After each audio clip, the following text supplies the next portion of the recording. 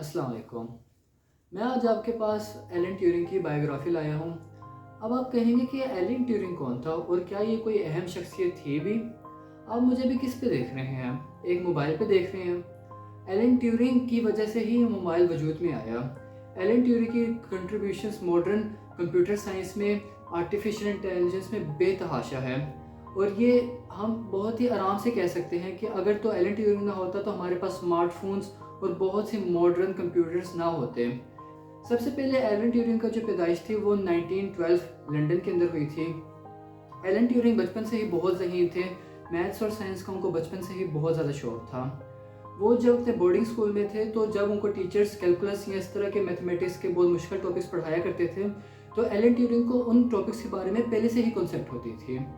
साथ ही साथ Alan Turing को क्रिप्टोग्राफी यानी कि सीक्रेट मैसेजेस, क्रिप्टिक मैसेजेस और इस तरह के जो स्टडी है ये कंप्यूटर साइंस के अंदर भी काफ़ी यूज़ होती है। इस चीज़ का एलन ट्यूरिंग को बहुत ज़्यादा शौक था।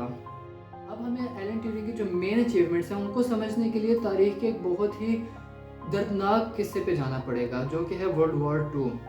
वर्ल्ड वॉर टू के दौरान अब हमें इस अचीवमेंट को समझने से पहले वॉरफेयर को समझना होगा कि वॉरफेयर के लिए कम्युनिकेशंस एक बहुत ही ज़रूरी हिस्सा होता है।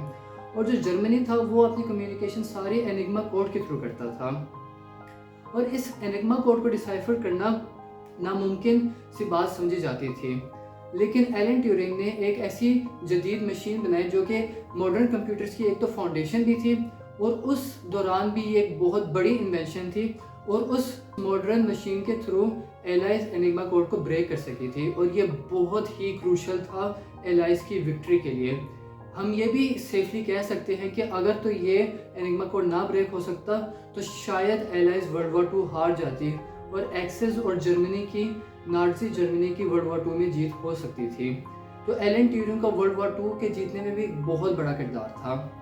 इसके बाद हम अगर चलें तो एलन ट्यूरिंग ने बहुत से मॉडर्न कंप्यूटर्स पे पेपर्स पब्लिश किए, बहुत सी रिसर्च की। इनको फादर ऑफ मॉडर्न कंप्यूटिंग भी कह सकते हैं। साथ ही साथ एलन ट्यूरिंग ने एआई की भी फाउंडेशन रखी और उसके ऊपर भी काफ़ी अच्छी रिसर्च की। लेकिन एलन ट्यूरिंग के जो आखिरी वक्त थे वो बड़े ही अजियत भरे थे। एलन ट्यूरिंग की कुछ बैड हैबिट्स की वजह से वो ब्रिटिश गवर्नमेंट के कैद बंदी का शिकार हुए। उनको दो ऑप्शंस दी गई, या तो वो अपने जिस्म में बहुत ही दर्दनाक हार्मोनल ट्रीटमेंट का इस्तेमाल करें या तो जेल चले जाएं।